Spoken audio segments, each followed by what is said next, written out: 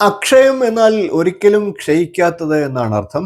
ദൈവാനുഗ്രഹം അനന്തമായി ഒഴുകുന്ന ഒരു ദിവ്യ മുഹൂർത്തം അഥവാ ഒരു ദിവ്യ ദിനം. നമസ്കാരം. ഋഷിപ്രോക്തത്തിലെ ഇന്നത്തെ വീഡിയോയിലേക്ക് ഏവർക്കും ഹൃദ്യമായ സ്വാഗതം. അക്ഷയ തൃതീയയുടെ പ്രാധാന്യത്തെക്കുറിച്ച് നിരവധി വീഡിയോകൾ ഞാൻ മുൻപും ചെയ്തിട്ടുണ്ട്. എന്നിരുന്നാലും അതൊരു വളരെ വിശേഷപ്പെട്ട ദിവസമായതുകൊണ്ട് തന്നെ അതിന്റെ പ്രാധാന്യം നിങ്ങളിലേക്ക് വീണ്ടും വീണ്ടും എത്തിക്കുകയാണ്.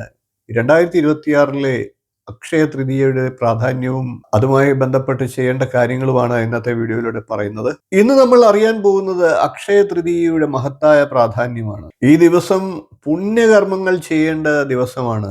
സ്വർണം തുടങ്ങിയ കാര്യങ്ങൾ വാങ്ങിക്കൽ അല്ല പ്രധാനം, നന്മ ചെയ്യുക എന്നുള്ളതാണ്. എന്നാൽ സ്വർണവും രുദ്രാക്ഷം അതേപോലെയുള്ള അനുകൂല ഊർജത്തെ പ്രദാനം ചെയ്യുന്ന കാര്യങ്ങളും ഒക്കെ വാങ്ങുന്നതിലൂടെ നമുക്ക് അതിന്റെ ഗുണഫലങ്ങൾ ലഭിക്കുന്നതുമാണ്. എന്നാൽ അനാവശ്യമായി കടം വാങ്ങിയും മറ്റും സ്വർണമൊക്കെ വാങ്ങി സാമ്പത്തിക അസ്ഥിരത ഉണ്ടാക്കാതിരിക്കുക.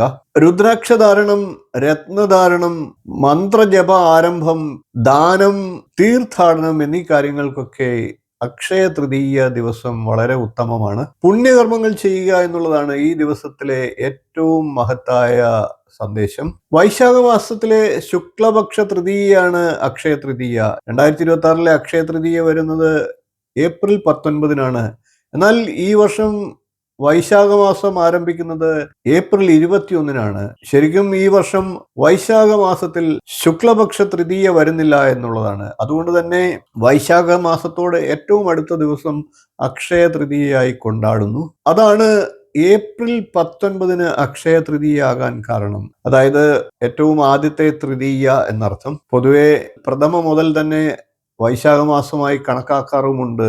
അക്ഷയം എന്നാൽ ക്ഷയിക്കാത്തത് എന്നാണ് അർത്ഥം, ഒരിക്കലും അവസാനിക്കാത്തത് എന്നർത്ഥം. ഈ ദിവസങ്ങളിൽ ചെയ്യുന്ന സൽപ്രവർത്തികൾക്ക് അനന്തമായ ഫലം ലഭിക്കുമെന്നാണ് വിശ്വാസം. ഇനി നമുക്ക് ഈ ദിവസത്തിന്റെ വിശേഷതകൾ ഒന്ന് പരിശോധിക്കാം. ഈ ദിവസമാണ് ത്രേതായുഗം ആരംഭിച്ചത്. പരശുരാമ ജയന്തിയും അക്ഷയ തൃതീയ ദിവസമാണ്.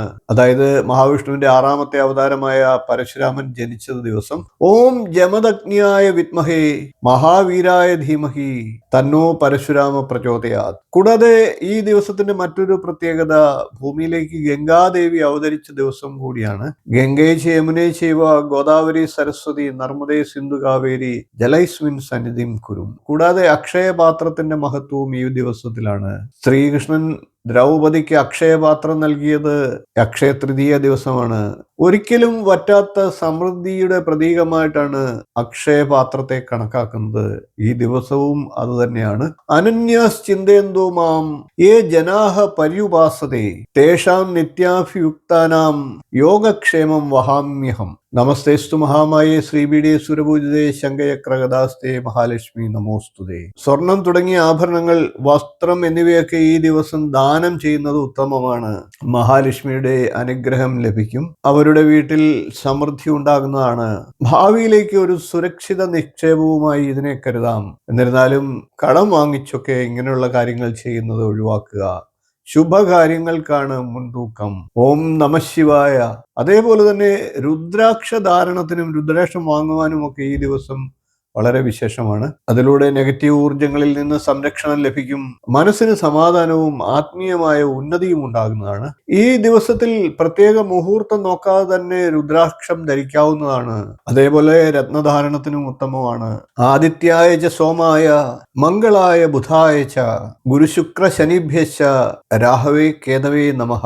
രത്നധാരണത്തിലൂടെ ഗ്രഹങ്ങളുടെ ശക്തി അനുകൂലമാക്കാം, ഭാഗ്യം വർദ്ധിപ്പിക്കാം, ഫലപ്രാപ്തി ഇരട്ടിയാകുന്നതാണ്. പുതിയ രത്നങ്ങൾ ഈ ദിവസം വാങ്ങുകയോ രത്നം ധരിക്കുകയോ ഗംഗാജലത്തിലോ മറ്റോ രത്നം ശുദ്ധീകരിക്കുകയോ ചെയ്യാം. രത്നത്തിന്റെ ശുദ്ധീകരണത്തെക്കുറിച്ച് ഒരു സമ്പൂർണ്ണ വീഡിയോ ഞാൻ ഉടൻ തന്നെ ചെയ്യുന്നുണ്ട്. ഈ ദിവസം ചെയ്യേണ്ട വിശേഷപ്പെട്ട കാര്യങ്ങളാണ് പറയുന്നത്. ദാനം ആണ് ഏറ്റവും വിശേഷമായിട്ടുള്ളത്. അത് വസ്ത്രമാകട്ടെ, ആഭരണമാകട്ടെ, രുദ്രാക്ഷമാകട്ടെ, ജലമാകട്ടെ, അങ്ങനെ എന്തും നിങ്ങൾക്ക് ഈ ദിവസം ദാനം ചെയ്യാം. ഫലം ഇരട്ടിയാണ്. ദാനേന പാപം നശ്യതി. അതേപോലെ തന്നെ ഈ ദിവസം മഹാവിഷ്ണുവിനെയും മഹാലക്ഷ്മിയെയും പൂജിക്കുന്നതും വളരെ ഉത്തമമാണ്. ഓം നമോ നാരായണായ. കൂടാതെ വീടും പരിസരവും ശുദ്ധമായി സംരക്ഷിക്കുക. പോസിറ്റീവ് എനർജിയെ ആകർഷിക്കാൻ ആവശ്യമായ ശുദ്ധവൃത്തി പാലിക്കുക. ഓർക്കുക, അക്ഷയ തൃതീയ വരുന്നത് ഏപ്രിൽ മാസം 19 ഈ ദിവസം നഷ്ടപ്പെട്ട നഷ്ടപ്പെടുത്താതിരിക്കുക. നിങ്ങളുടെ ജീവിതത്തിൽ അത് സമൃദ്ധിയുടെ തുടക്കമാകട്ടെ. അക്ഷയം തേടുന്നവർക്ക് ഈ ദിവസം ദൈവാനുഗ്രഹത്തിന്റെ വാതിൽ തുറക്കുന്ന നിമിഷമാകട്ടെ.